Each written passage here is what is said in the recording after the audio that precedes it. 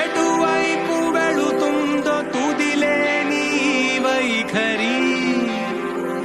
సరే అలుపే అనక మలుపంటూ లేకుంటే విలువంటూ ఏమున్నది? అది నిజమే.